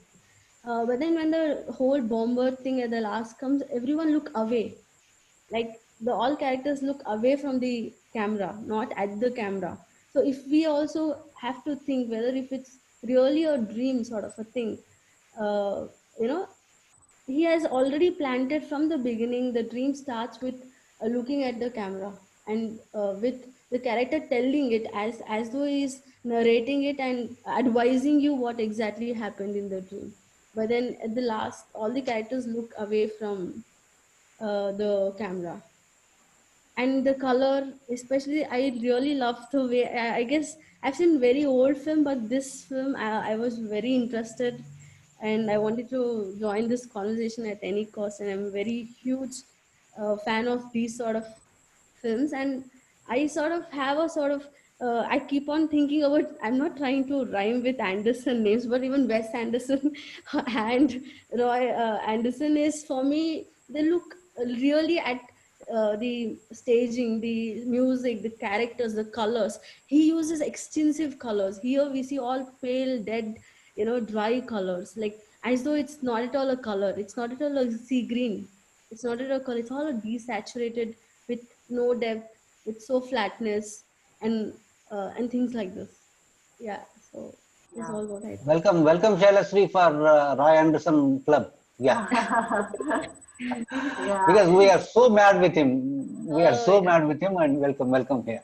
Yeah. Yeah, and I've seen Bergman films where these dream sequences happen with all this whitish, this angelish sort of a thing. His dream sequences, it's my dream sequence. Listen, I don't want you to interpret it. I want you No, to no, no. look. Shailashri, I will tell at some point why he uses that colors to the, especially to makeups, as against Bergman. At some point, Okay. yeah. Yeah. Okay. Yeah. So I want you guys to tell me about tomorrow is another day, about that. I'm very curious to Yeah, listen to okay. what you guys. Samvartha, want to say something about it? No. Sami? Please continue. Yeah, please continue. No. Tomorrow is, I Uh, mean, you can take it in any way, but it's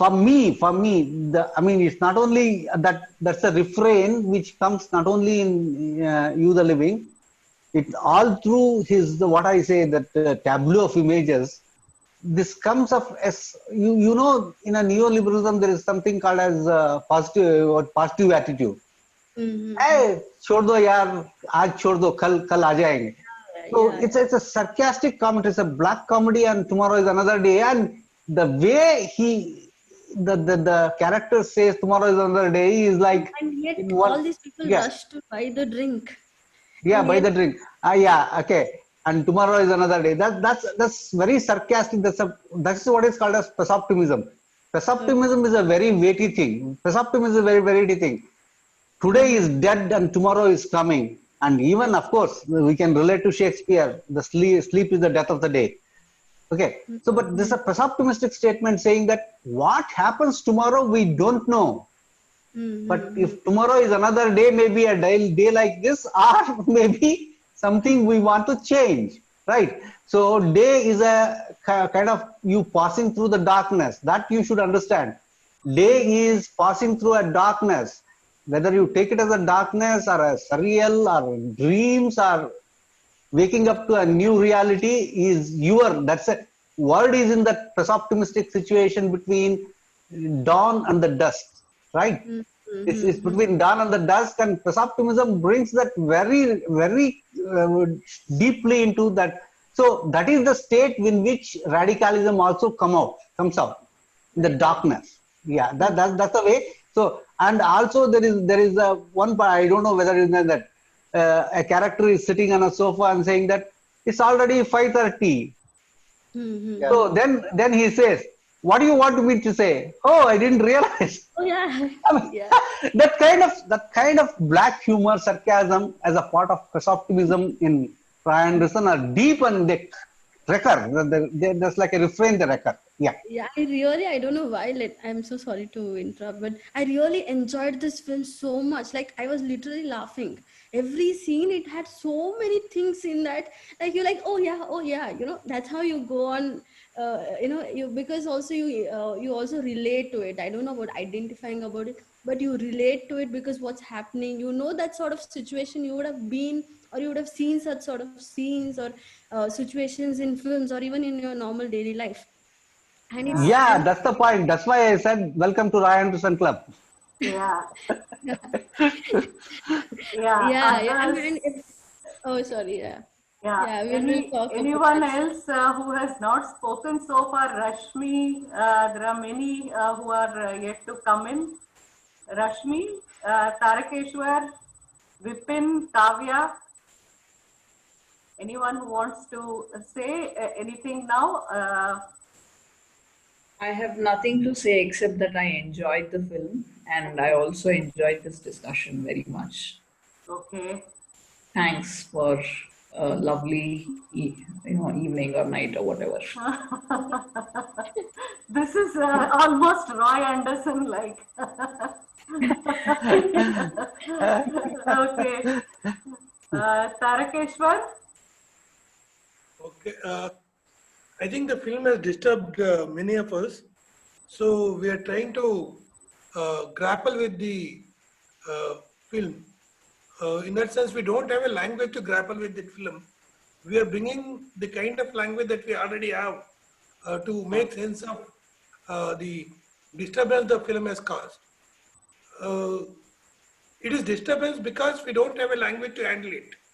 If we had a language to handle it, then the disturbance is gone. And this speaking about it itself is a kind of developing a language to handle it. In that sense, this film is trying to do something different from the kind of nomenclature that we are trying to bring in to explain to it. Whether alienation technique or even breaking the fourth wall or even tragic comedy, even presupticism. I think some of these labels with which we are trying to understand this film or name the disturbance this film has caused to us are also the way of expressing a certain kind of crisis that they perceived at that point of time. We don't know whether this crisis is similar to that or the crisis is the same. We, in different contexts, we are developing different ways of grappling with it by naming it.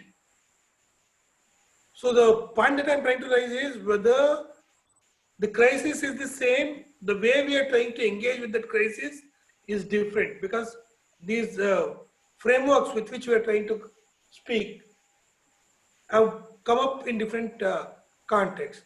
So the crisis itself is different. So we need a different kind of language to address this crisis. So in that sense, I think this film is a welcome thing, and I didn't expect that everyone wanted to speak at length about this because it shows that it has disturbed us. And how to articulate this disturbance is something that we need to still come to terms with. I'm so happy, Tarakeshwar, you said that, because that is the where I said he is talking about 21st century fascism, where we try to define it with the means what we know. That's, you are right, yeah. But he invites us to do so with his own art. That is the interesting thing. Watching his films is a collaboration of self with defining your circumstance, your history, your violence around you. He invites that. That's the interesting thing in Roy Anderson. Yeah, with a language what we know, trying to grapple with 21st century fascism and 21st century neoliberalism. Yeah, what you said is right. Yeah, I agree with you. Yeah. Vipin, do you want to come in? I think Divya has raised her hand. Divya, you want to speak first, or Vipin wants to come in? Go ahead, Divya, go ahead. I just wanted to make a very, very brief point about the refrain that comes up that says tomorrow is another day. I thought it was almost Pavlovian because it was only when the guy rang the bell that people realized they wanted another drink, where they suddenly got up and mechanically went to get another drink. Also, the very last time he says we're taking last orders now, he doesn't say tomorrow is another day. And in the scene right after that, we see everybody looking up and the bombers are coming, which I think was intentional because tomorrow isn't another day. There are bombers in the city. So I think that's what that was, that they didn't realize that they wanted something until they were told, oh, this is your last opportunity to have it. That's all. Thank you. Yeah. Thank you. Yeah. Anyone else? Yeah, Bhagyalakshmi? I really liked your reading of that bell thing as a Yeah. this thing. Yeah, thanks a lot. Thank you, sir. Yeah, Suraj, Bhagyalakshmi, Vipin, do you have anything to say? If we go off now, please come back. I think we'll go off in a minute. I think there are a few who have not yet responded. So please come back if we go off now. Anyone who wants to come in at this point?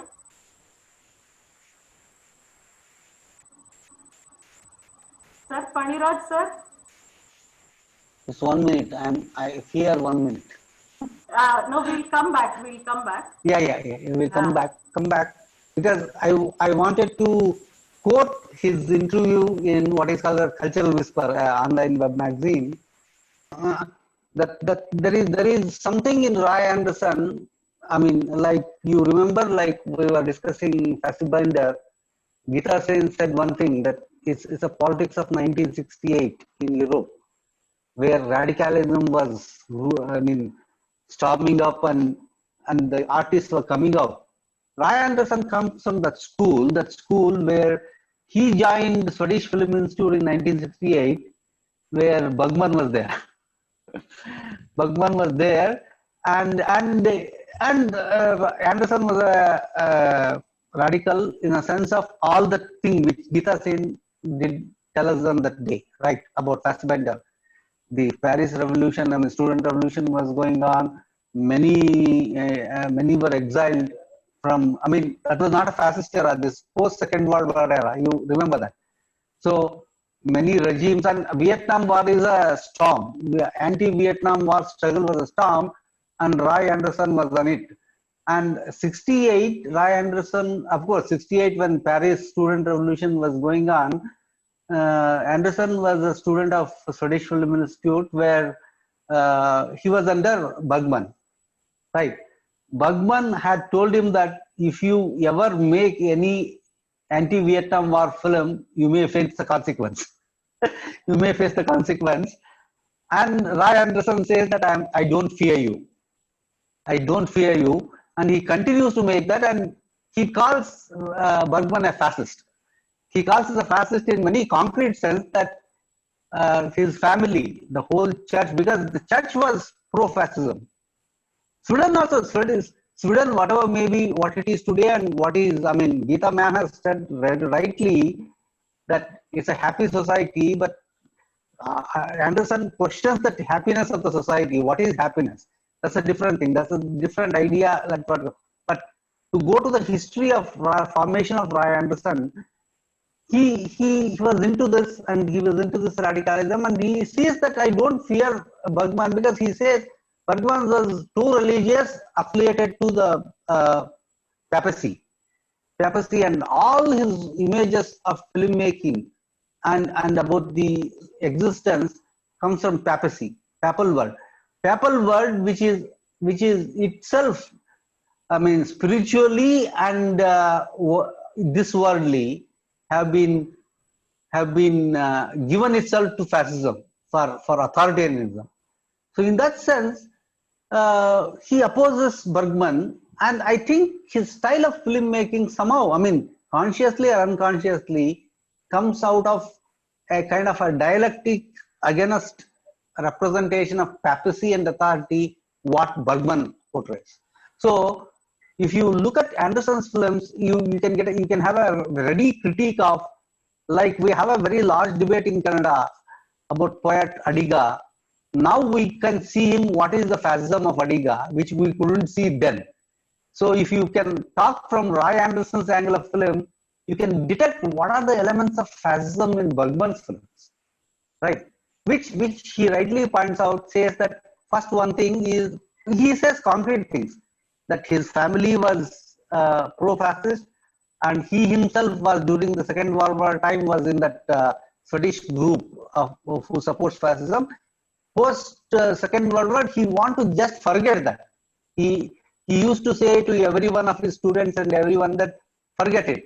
But he had a deeper conscious allegiance to kind of authority which rules the world, authority which guides ethically the world. So that the Roy Anderson was very much against that. Roy Anderson was very much against authority of papacy, authority of a state, and authority of economic world. So what is capitalism per se? And post his World of Glory days onwards, he is the one film director who recognized the coalition of neoconservatism with fascism, and a development of a new kind of fascism which comes from everyday life, from each that's why I said, apart from Fellini's frames, I can't define any other films which so strongly brings to us the fascism which is inherent in day-to-day life. So you look at his frames where one is anguished, one is expressing their pain, others are mute spectators. Others are mute spectators in the anguish, in a personal anguish and personal pain. As Samvartha has brought it, that's what I say, that frozen frames. Frozen frames are built from history, from some painting. Okay, each scene starts with a frozen painting, like a frozen painting. Even that woman complaining about, I am very unhappy, nobody cares for me. That is a frozen painting in a perspective. You see that there's a 3-dimension. So everything in that garden is frozen, except that woman sitting on that. That's also a perspective. It's a frozen painting where she is talking about her anguish. So from the personal anguish to a communitarian violence. Communitarian violence graphically comes out in 3 or 4 scenes in You the Living. I mean, what Sanjay said, We the Living, right? It again and again recurs where you are spectator to a kind of violence which is conducted publicly, right? In his songs from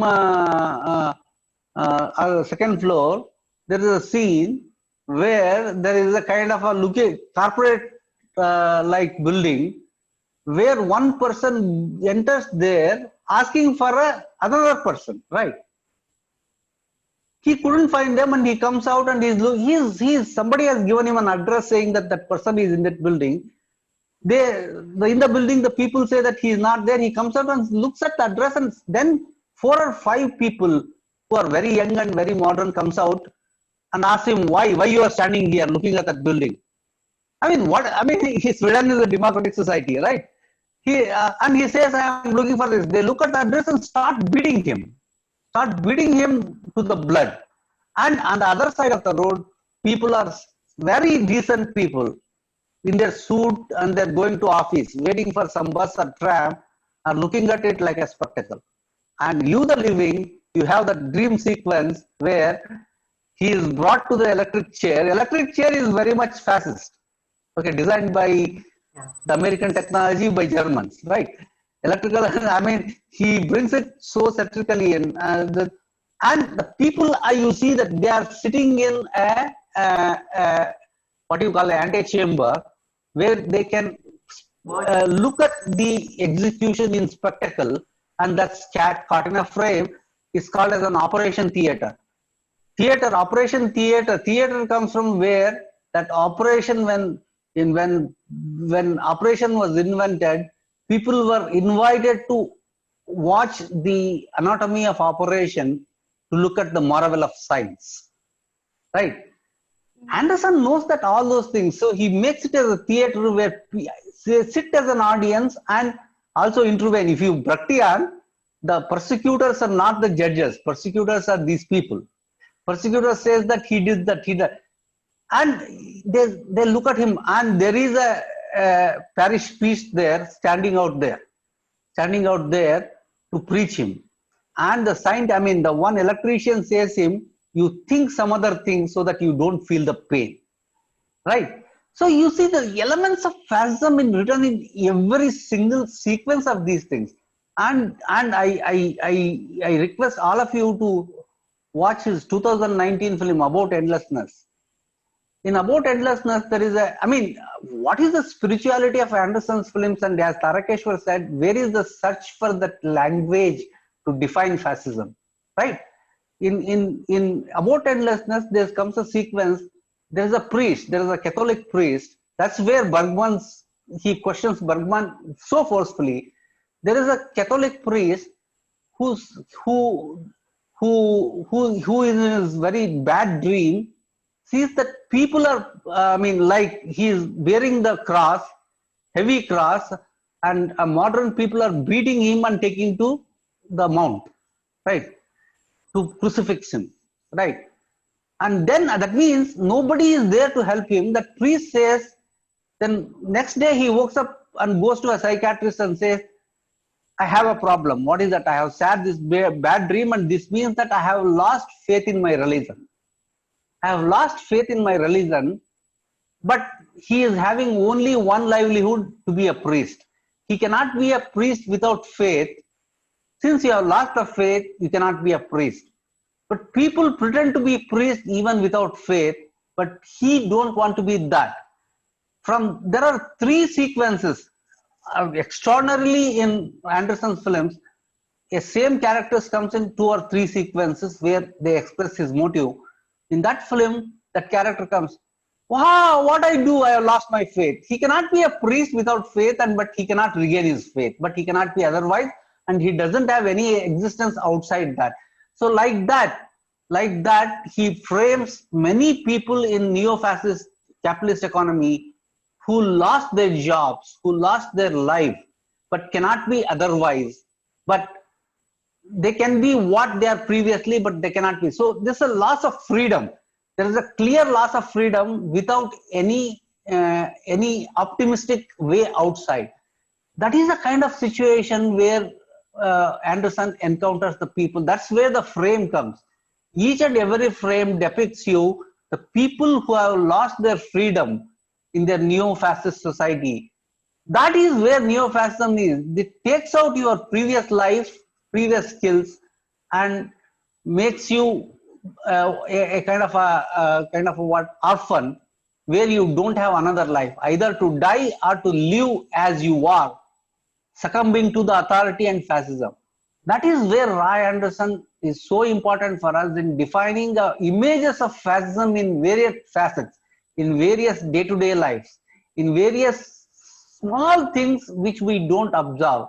That is where I am saying, you watching a particular bus stand, do you understand where the fascism is?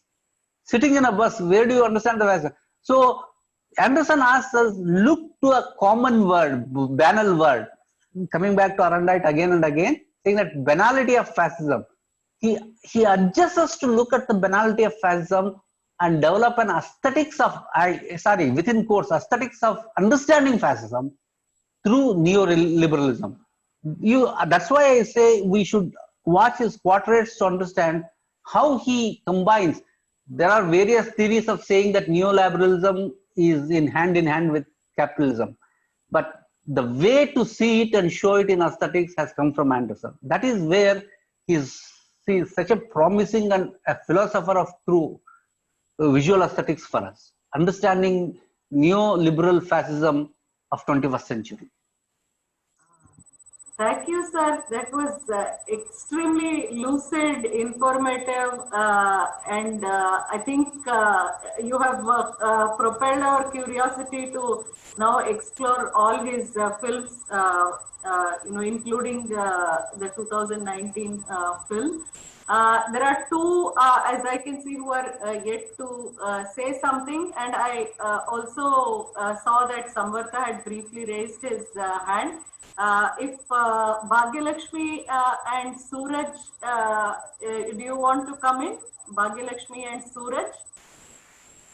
No, I just need to add something to what Faniraj sir said. Okay. Actually, Roy Anderson has elaborately spoken about this one particular painting, which he says had a lot of influence and which kind of helped him define his framing.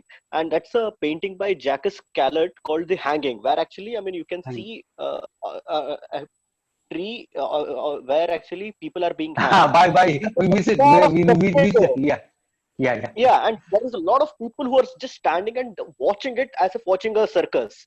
So, I mean, that actually kind of relates to, I mean, how he actually employs this mute spectators, as you said, in his film, in his films. Yeah, I mean, I just wanted to draw that because he has spoken elaborately about that painting of Callot, The Hanging. Yeah. Thank you.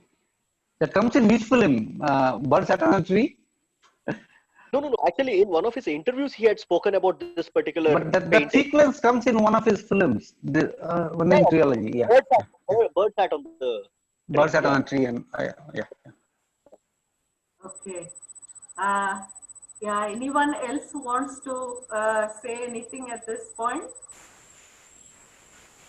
Okay. Geeta, can we wind up then? It's been really very fascinating discussion so far. This has been one of our most engaging discussions. Just a second. Bhagyalakshmi says, really wonderful discussion, learned a lot, fascism, capitalism, movie techniques, theater, existentialism.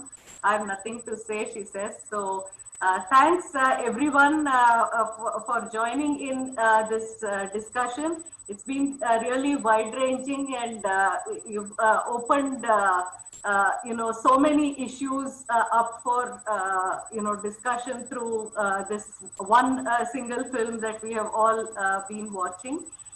Thank you once again. We meet again on Saturday, next Saturday, with another film and with another round of discussion. I particularly want to thank Samvartha for first of all asking us to watch this film and also giving such a excellent overview of so many issues and the oeuvre of Roy Anderson. Thank you, Paniraj sir. Your enthusiasm for the film and the filmmaker, we could really see today how much he has meant to you, and also why he's so contemporary and speaks in such a contemporary language to us. So thank you all and good night. We'll meet again next Saturday with another film. Good night to all of you. Good night, ma'am. Nikhila, you have 10 researchers for this particular topic. Understand? Okay, sure, sir. Sure. Yes. I mean, if there are already 10, you could count the 11th one. I would like to be one. Sure. Thank you. Yeah. Thank you. Okay. Okay then. Good night, everyone. Okay. Good night. Okay. Yeah.